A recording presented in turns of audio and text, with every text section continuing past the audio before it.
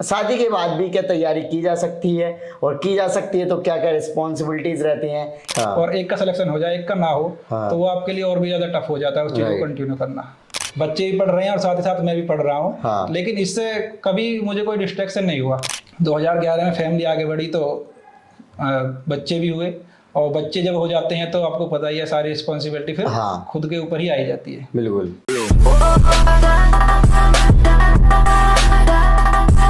Hello everyone, welcome to student. तो अभी हमारे साथ है सुमित बैसला भैया, जिनका अभी इनकम टैक्स इंस्पेक्टर के पोस्ट पर सिलेक्शन हुआ है एसएससी सीजीएल में। और इनकी जो जर्नी है वो काफ़ी इंटरेस्टिंग है ये, क्योंकि 2008 है उसमें इन्होंने हाई स्कूल करी थी और उस टाइम पे फेल हो गए थे, और उसके 1-2 साल बाद इनकी शादी कर दी गई।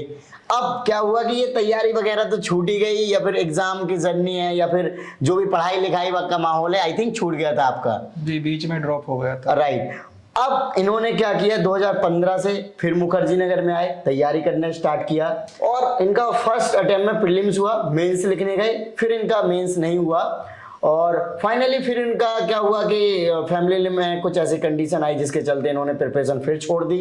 फिर इसके बाद अभी इनका जो सिलेक्शन हुआ है, इसके बारे में जानेंगे कि शादी के बाद भी क्या तैयारी की जा सकती है, और की जा सकती है तो क्या क्या रिस्पॉन्सिबिलिटीज रहती हैं, किस तरीके से इन्होंने अपनी फैमिली रिस्पॉन्सिबिलिटीज को बैलेंस किया, और आज इनकम टैक्स के लिए सिलेक्ट हुए। सो आज हम इनसे डिटेल में डिस्कस करेंगे। सो अभी तक आपने चैनल को सब्सक्राइब नहीं किया तो चैनल को सब्सक्राइब कर लीजिए, इस वीडियो को लाइक करें।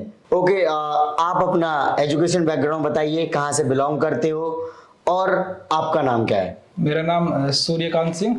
अरे हाँ, वैसे इनका निकनेम सुमित बैसला है, मैं भी गलत भूल गया। तो मेरा जो है प्राइमरी स्कूलिंग जो है मेरे गांव से ही हुई है। बुढ़िया गांव है मेरा, उत्तर प्रदेश के हापुड़ जिले में। हाँ। उसके बाद पास के ही गांव में मैंने अपनी 9th की, और 10th भी मैं वहीं से करना चाहता था, लेकिन अनफॉर्चुनेटली 2008 में मैं फेल हो गया 10th क्लास में। कैसे फेल हो गए? अब कुछ कंडीशंस रही उस टाइम पर, मतलब इतने अच्छे से फोकस नहीं था पढ़ाई पर। हाँ। तो वो फेल हो गया मैं उस टाइम पर। फिर 2009 में दोबारा से हाई स्कूल की और पास हुए। पास होने के बाद घर वालों को लगा कि हो सकता है कि इसका पढ़ाई में इंटरेस्ट कम हो, चलो हाई स्कूल तो जैसे तैसे कर ली। अब गांव में तो ऐसा ही होता है कि जल्दी शादी कर देते। 2010 में मेरी शादी कर दी गई घर वालों ने। ओके। उसके बाद धीरे धीरे जिंदगी आगे बढ़ती है, जब शादी हो जाती है तो एक बार तो लगा कि पढ़ाई क्यों करनी। अब जैसे गांव में होता है कि शादी हो जाए और काम धंधा करो, कुछ जो भी। कभी कभी ये होता है कि शादी के लिए ही पढ़ रहे हैं, और अगर शादी हो गई तो फिर अब पढ़ना क्यों। अरे वाह, क्या बात है, शादी के लिए ही पढ़ते हैं। बहुत सारे लोग ऐसा सोचते हैं कि लोगों को ऐसा लगता है कि गाँव में मतलब शादियां होना बड़ा मुश्किल हो जाता है। हाँ। और फिर अगर शादी हो गई तो फिर अब पढ़ना क्यों है। हाँ। लेकिन मेरा ये नहीं था, मेरा ये था कि मैं पढ़ूंगा तो सही। तो घर वालों ने भी मुझे सपोर्ट किया। ऐसा नहीं है कि शादी हो गई तो इसके ऊपर सारी रिस्पॉन्सिबिलिटी डाल दी एकदम से। वो धीरे धीरे रिस्पॉन्सिबिलिटी आ जाती है खुद से ही, अगर घर वाले ना भी चाहें तब भी आ ही जाती है। तो 2011 में फैमिली आगे बढ़ी तो बच्चे भी हुए, और बच्चे जब हो जाते हैं तो आपको पता ही है सारी रिस्पॉन्सिबिलिटी फिर खुद के ऊपर ही आई जाती है। बिल्कुल। तो फिर 2011 में साथ ही साथ मैंने इंटर भी किया।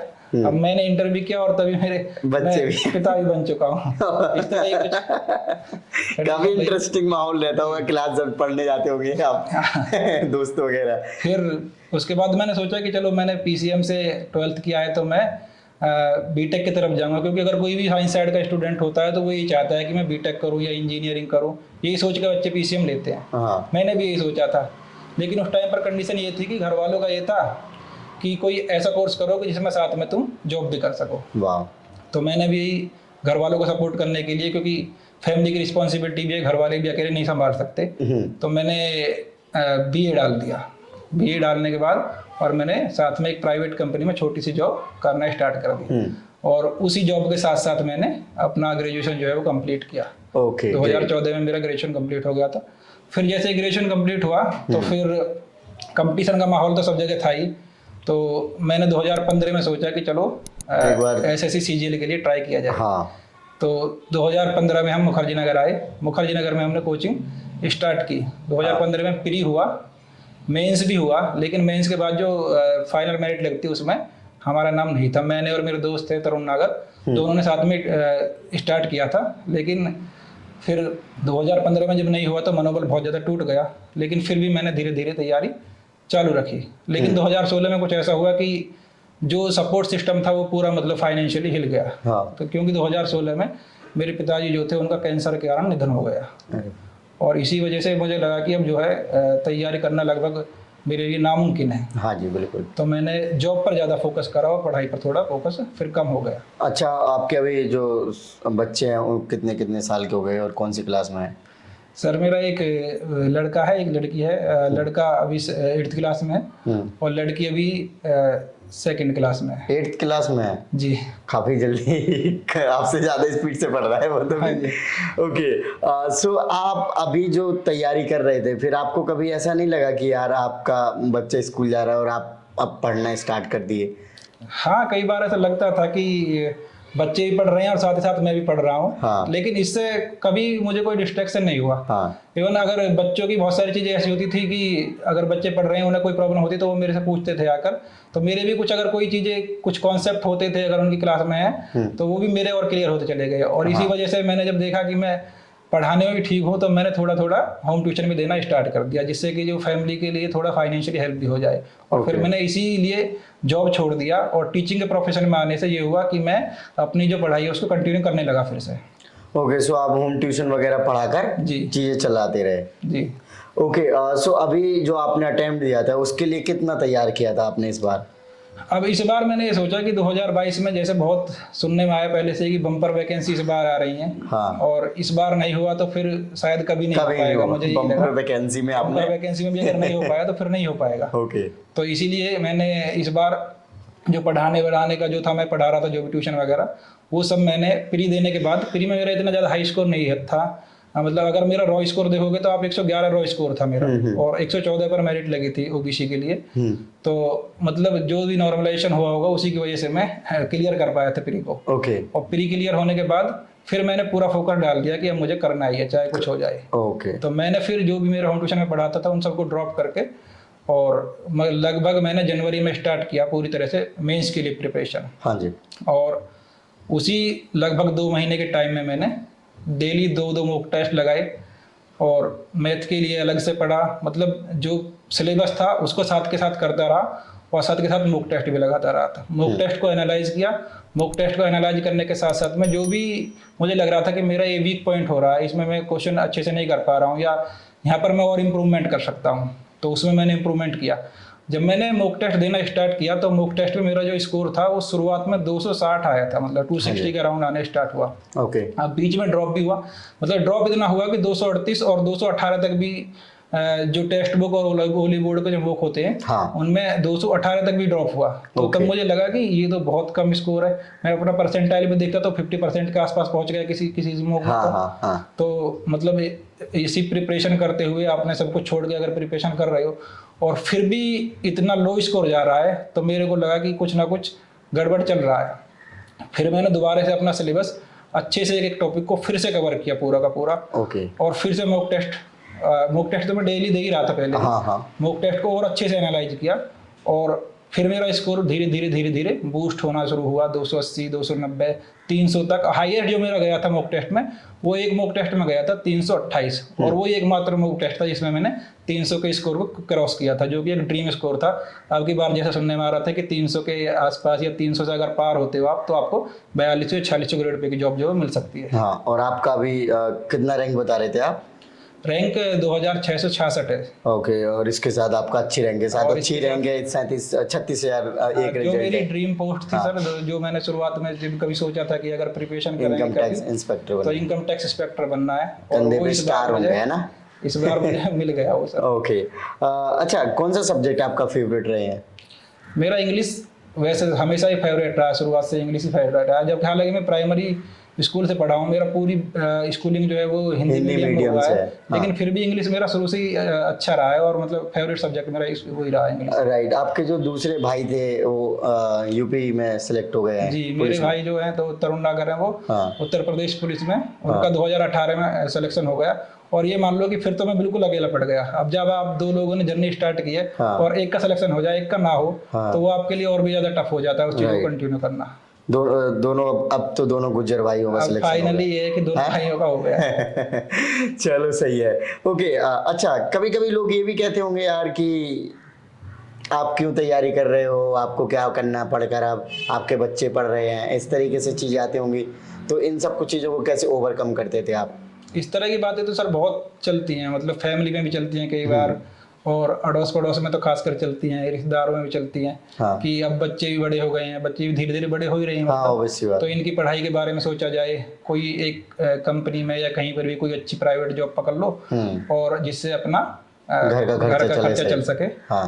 तो मैं भी ये सोचता था कई बार कि छोड़ दूं, कर लूं, लेकिन वो यही था कि अगर मैं कोई प्राइवेट जॉब बीच बीच में मैंने पकड़ी भी तो मैंने अपनी तैयारी को छोड़ा नहीं, मतलब चाहे कैसे भी हालात रहे, जितना भी मुझे टाइम मिल पाया मैं उसमें अपना टाइम देता रहा। मतलब जो मेरा टच था वो मैंने जाने नहीं दिया, क्योंकि अगर एक बार प्रिपरेशन से बिल्कुल बाहर हो जाओगे और आपने सारी चीज़ें छोड़ दी और फिर आप दोबारा से चालू करते हो तो बहुत मुश्किल हो जाता है चीज़ों को फिर से ब्रूसअप करना। फ्रेंड्स देख सकते हैं कि भैया ने कभी भी अपनी प्रिपरेशन को नहीं छोड़ा है।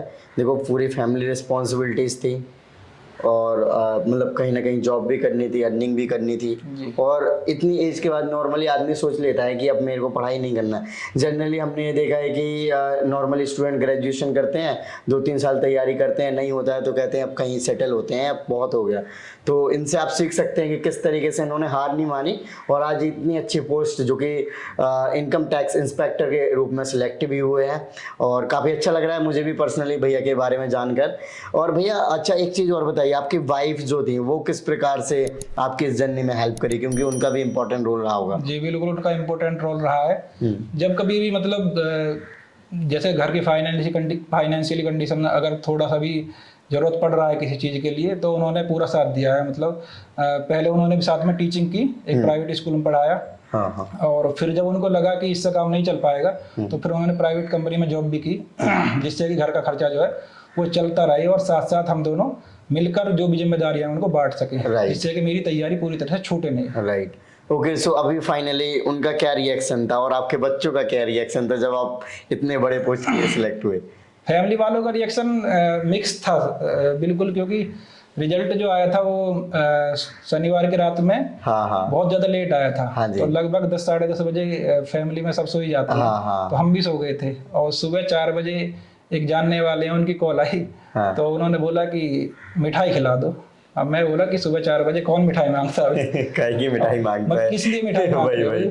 तो उन्होंने बोला कि आपका सिलेक्शन हो गया। मैं कहा आपने नाम देखा मेरा? कि हाँ मैंने आपका नाम देख लिया, पिताजी का नाम भी देख लिया, उनके पास मेरी डिटेल थी। तो उन्होंने देखा, लेकिन मैंने कहा कि पोस्ट कौन सी मिली है भाई, पोस्ट तो बता दो। उनको पोस्ट का कोड पता नहीं था क्योंकि उसमें कोड डले हुए होते हैं। वो बोले कि नाम तो आपका लिस्ट में है, आप पोस्ट खुद से चेक कर लो। फिर मैंने देखा तो उसमें B15 जो कि इनकम टैक्स इंस्पेक्टर का कोड होता है वो मेरी फर्स्ट चॉइस थी। और वो मैंने देखा, मैंने घर वालों को बताया तो घर वालों को मतलब विश्वास सा नहीं होता है, क्योंकि कई बार ऐसा हुआ है कि मैं IBSCIO का इंटरव्यू दिया, उसके बाद फाइनल में बाहर हो गया। UPSI का दिया था, उसमें फाइनल में बाहर हो गया। तो कई बार असफलताओं में देखी है। तो घर वालों को अब तक भी विश्वास नहीं होता है कि सब कुछ हो गया है। तो घर वाले तब भी ये कहते हैं कि जब ज्वाइनिंग हो जाएगी हम तो तभी मानेंगे। हाँ, जब घर वालों को भी पैसा आने लगेगा और नौकरी पे जाने लगोगे, है ना? ओके। और बच्चे क्या कह रहे थे अब, और बच्चों के बारे में आप क्या सोचते हो, उनको क्या बनाना चाहते हो और बड़े होकर? बच्चे जो हैं वो, क्योंकि सबका इंटरेस्ट पढ़ने में है, बच्चे पढ़ने में अच्छे हैं। और क्योंकि मैंने उन्हें पढ़ाया भी है और तो मुझे पता है कि वो कुछ ना कुछ अच्छा ही करेंगे। बाकी ये है कि बच्चे का अपना इंटरेस्ट होता है, मैं किसी के ऊपर प्रेशर नहीं डालना चाहता। बच्चे के ऊपर जो भी करियर वो चूज करना चाहें वो उनकी मर्जी होगी, मैं उसी में उनको सपोर्ट करूंगा। बिल्कुल राइट। अब मतलब आपकी अच्छी जॉब लग गई है तो फाइनली आप भी काफी हैप्पी होंगे। अच्छा एक चीज और बताओ, अभी सैलरी का डिस्ट्रीब्यूशन किस तरीके से हो रहा है, अब आगे का प्लान क्या है? अभी तो कुछ प्लान है नहीं सर फिलहाल। तो अब यही है कि अभी तो सारी जिम्मेदारियां जो है वो खर्चे की या किस तरह से चीज़ों को करना है उसके लिए अभी माता जी हैं, तो वही डिसाइड करेंगे किस तरह से सैलरी का डिस्ट्रीब्यूशन करना है। अरे वाह, ओके। सो फ्रेंड्स, आपने देखा कि भैया ने अपनी जर्नी को, इतनी जो लॉन्ग जर्नी रही है उन्होंने डिटेल में शेयर किया, और इतने ज़्यादा अप्स एंड डाउन्स रहे हैं। हिंदी मीडियम से भी थे भैया, साथ ही साथ कहा जाता था कि CGL में हिंदी मीडियम वाले स्टूडेंट को उतना एज नहीं मिल पाता है क्योंकि इंग्लिश आती है। और इस तरीके से ओवरऑल इनकी अगर जर्नी देखा जाए, बाकी जितने भी एस्पिरेंट अभी तक मुझे मिले हैं CGL के, उनसे काफ़ी डिफरेंट रही है। और एज अ फादर बच्चों के लिए सारी रिसोर्सेज को अवेलेबल कराना और खुद प्रिपरेशन करना और भी तमाम प्रकार की रिस्पॉन्सिबिलिटी के साथ इन्होंने तैयारी करी है। और इतने सारे एग्जाम और भी दिए हैं जिन्होंने कई बार इंटरव्यू के लिए जा रहे हैं, कई बार फाइनल में आउट हो जा रहे हैं, तो ऑब्वियस सी बात है कई बार डिमोटिवेशन आता है कि अब हमसे नहीं होगा। सो अगर हम कह सकते हैं कि असफलता में भी इन्होंने हार नहीं मारी इतनी सारी असफलताओं के बाद, और इन्होंने एक एग्जाम्पल सेट किया है कि हाँ लगन है तो किया जा सकता है। सो फ्रेंड्स, अच्छा लास्ट में आप क्या मैसेज देना चाहोगे ऐसे एस्पिरेंट को? मैं यही कहना चाहूँगा सर कि अगर लगे रहोगे तो ये जरूर है कि आपका कहीं ना कहीं जरूर आपको जो आपकी मंजिल है वो मिल जाएगी, क्योंकि कहते हैं ना कि जो आपकी मेहनत है हाँ वो एक दिन बहुत खूबसूरत तरीके से आपसे टकराएगी। राइट। तो मेहनत करते रहिए और जरूर आपको सफलता मिलेगी। Okay, so thank you so much for your lovely message. So friends, I hope कि आपको वीडियो अच्छी लगी होगी, तो इस वीडियो को लाइक करें। अभी तक आपने चैनल को सब्सक्राइब नहीं किया तो चैनल को सब्सक्राइब कर लीजिए। जय हिंद।